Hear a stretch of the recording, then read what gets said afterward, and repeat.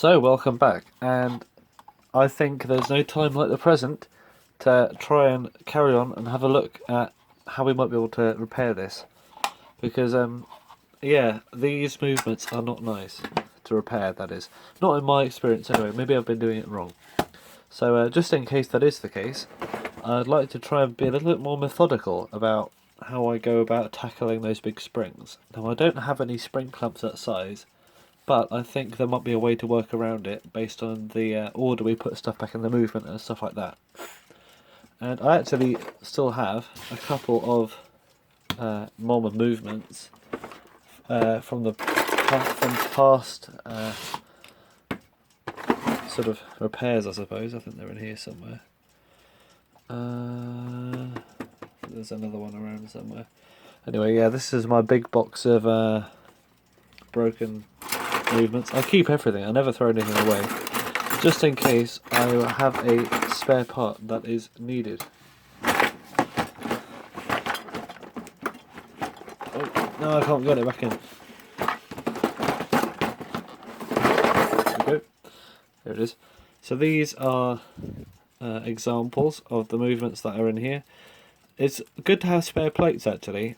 You know, keeping the plates will allow you to replace worn ones. If you're like me and you can't rebush stuff, then having a spare set of plates, for example, these ones don't look worn out at all.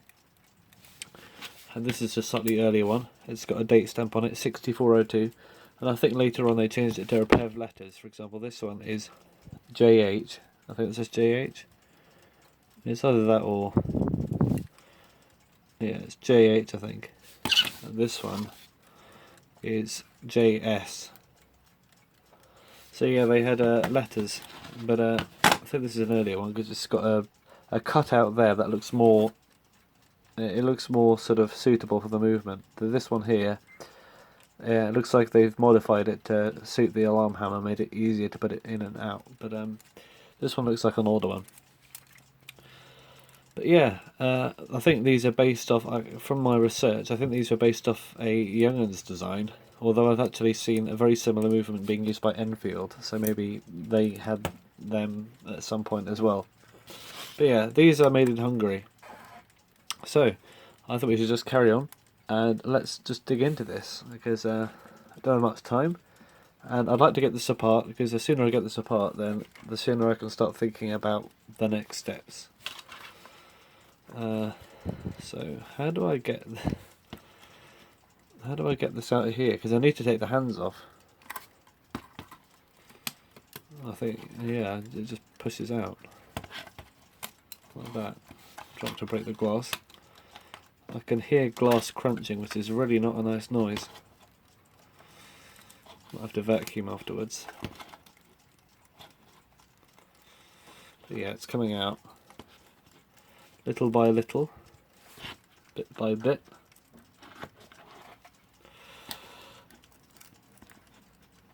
I'm trying to think. I don't know how this would have... because if this just pulls off, I guess it could also just have been pulled off when it was still inside the clock. So I don't know how good of an idea that is. Although I suppose in, you know, clocks like this, the bezel just pulls off anyway. So having stuff that's attached to the outside that can just be pulled off is not a strange concept whatsoever.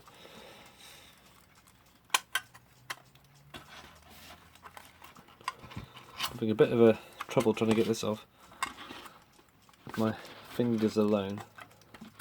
I'll tell you what, I'll get back to you when I've done it. Right, that was a lap job. So we got our bezel here, which has a little bit of rust on it, but pretty good otherwise. We've got our little glass rectangle, which needs a clean. A bit chipped there. And we have a plastic dial matting ring or spacer. You don't see many plastic ones. Yeah, just a sign of a late clock really. 60s or 70s I think this one is. And we have the hands. And I'm not sure how to get those off. I will, because there's this rim around the edge.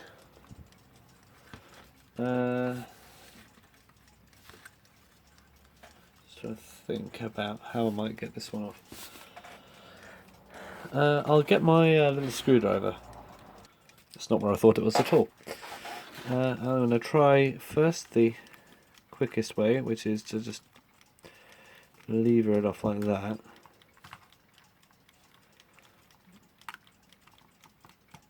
No, the thing's too springy. The other methods I could use the double screwdriver method. I'm also going to try the good old pull on the thing method, which is putting the knob on, and you can turn the knob and get a grip on that whilst you sort of hold the hand still, and sometimes it can slip the shaft inside of the hand and make it come off, but actually it's slipping inside the knob instead, so that's not going to work. There, I'll try double screwdriver. Don't know how successful it's going to be. There's a hair. There's a scratch.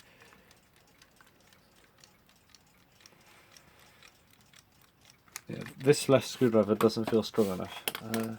I can't find my other screwdriver. I'll try this instead.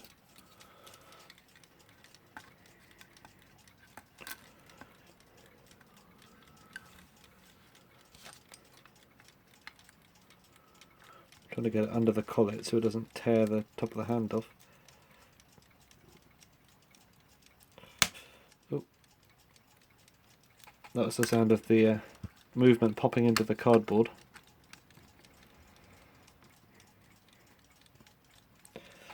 Oh, this doesn't want to budge. The last resort really is using pliers, because they can scuff a hand up. Although, being a black hand, it has the advantage of being easily repaintable. Oh, one last method I would like to use is the old... well, I haven't used fingers yet. Let's just try fingers first before we get into anything more complicated. Fingers won't cut it. 1 second. Right, sometimes these work.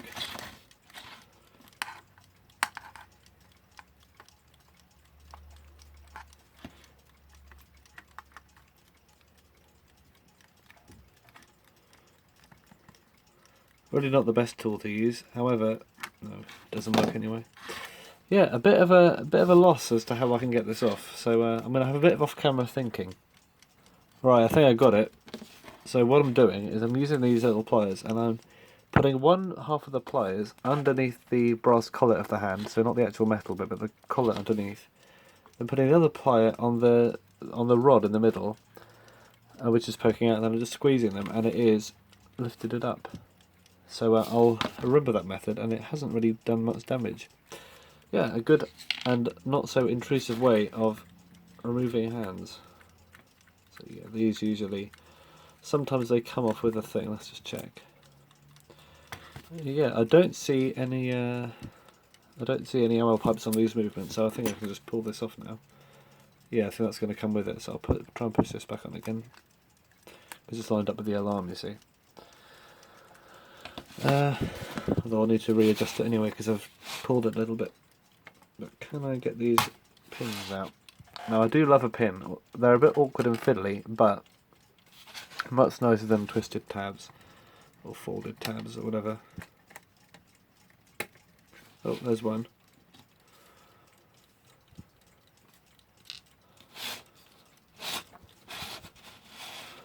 There's another. So there's 3. Aha. 2. Yeah, there's another one somewhere. There it is, at the back.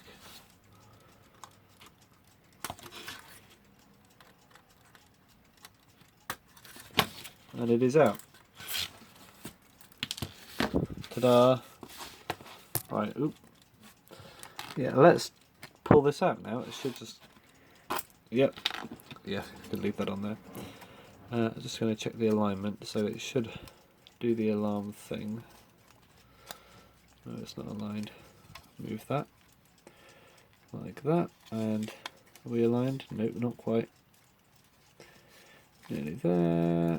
There we go, and it should be relatively around the right time, although I'll adjust it properly afterwards and I'll put it back together again, hopefully after it's working. Can I? No, I can't get that out. It's alright, I can clean this. I just need to give it a quick wipe down, but I can do that when it's still in there with the hands on it, so it's okay. Put there. Actually, that hand might be a bit. Got something on it, so I'll put that over there. Luminous paint. Yeah. So this is the movement. A very, very common type of movement here. Basic, but well constructed. Yeah, I've got no problems with it. It's just it's annoying to work on. So, yeah, the springs are the annoying part, but we'll get to those when we reassemble it. Just for now, I will take this apart and then end the video after it's apart so I can clean it and then think a little bit more about it.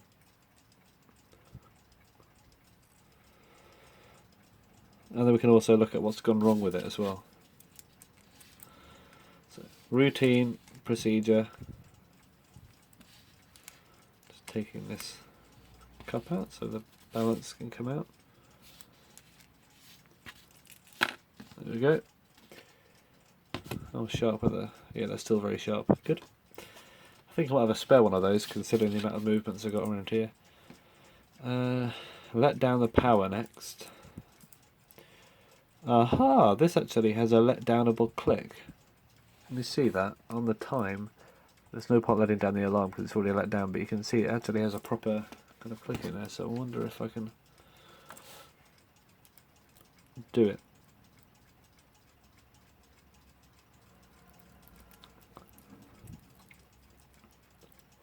Good thing about a round movement is you can sort of rotate it around in your hand when you let it down. But yeah, it's in an accessible position. So, time to let this thing down.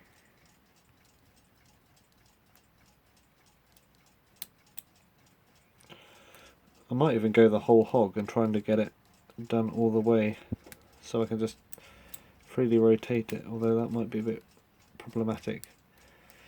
Oh, I've done it anyway. Okay, so this is being let down and I'm going to rotate it in my hand like this. Focus. Use my nose to focus the camera. Da, da, da, da, da, da. Yeah, if this is a rectangular movement, it'll be a lot harder. However, this being a circular one, it's not much of a problem. So I'm just going to re-put the click in, and that was it. That was a nice, simple, and easy letdown. Maybe I like these movements a bit more than I used to. Maybe I should come out of this series actually going, you know what, these movements are pretty cool. Because I've been avoiding these clocks.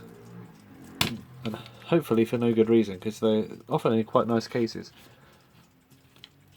Well, it depends if you like sort of post-mid-century design, I suppose. Right, we should be able to just unbolt this now.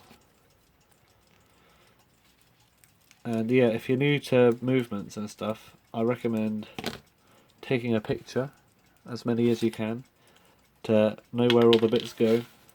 But I've got enough experience, I'd like to say, that I know where to put the stuff.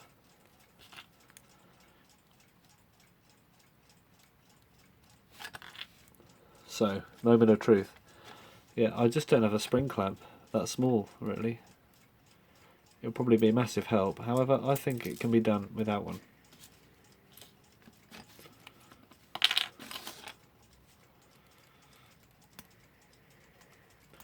Hopefully this will not prove me wrong. And will instead prove me right.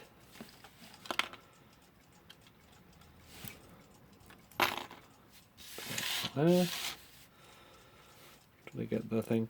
Yeah, delicate pivots on these, so keep that in mind when you reassemble it. Just try not to be aggressive at all with the pivots, axles, because they do not like to be messed around with. And actually, I've got an idea. See, I'm pushing that off the pillar already. That's because I'd like to try something. I'd like to try keeping the spring attached inside those little things. Can I do that? Is that a possible manoeuvre to do? No, it doesn't look like it. Oh well. Worth a try. I'll need to take the spring out to clean it anyway. And this is not being nice to me. There we go. So yeah, I will not be stretching this one out because I don't want to make my life any harder than it already is. But yeah, no annoying cannon pinion to remove, which is pretty nice. Unless you actually want to remove it, because it's riveted to the thing, you'll have a hard time doing that. That's not really worth doing. You can if you want to.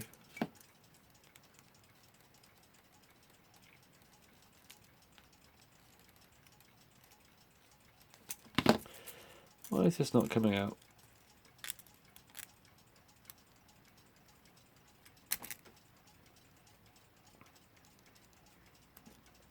It's bizarre. This should just come out of here, but it's not. It's got a weird lip on it.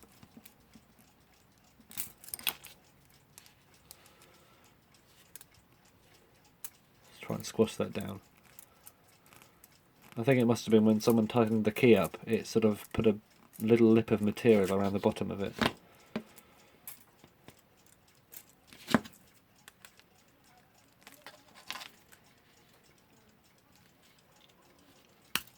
There we go.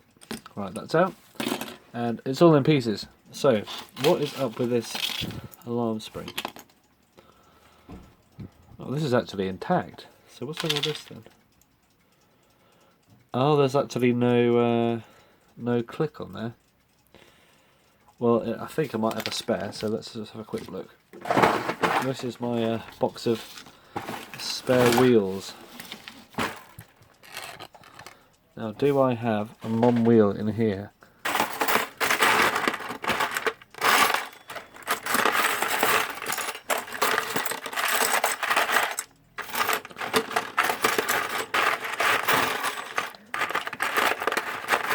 Have a quick hunt. Alright, there's good news and there's bad news. The good news is I found two MOM or MOM mainspring arbors. However, they are both time ones. I can't find any things, because I think that's why. Because one of these two were actually just a time only one, and I don't know where the other MOM wheel is. But oops, I don't know where that went. But I'll find that another time. Maybe I can transplant. No, it's too big anyway, isn't it? Well, that's a pain. I don't know how I'm going to get around that. Where can I get a whole brand new thing from? Got no idea. I'll have another look in my boxes just in case. Alright, update everyone. I'm blind. You probably saw it before me, but one of the movements I just pulled out, look what's there. It's there, it's in it. Alright. Well, that's good. I'll put all these back then. Quick the old one. Look at that. So we do have a replacement. It's not a very nice one, but it'll do. And yeah, this should sort out our issues. So I'm just going to go ahead and clean these parts, but they don't look too dirty to be honest, but I'm still going to clean them anyway. So I've taken it apart, put a lot of effort into it. But yeah, this video is more of a demonstration of can I even get this back together again. So, thanks for watching. I hope you stay for the next part, in which hopefully I can get this back together.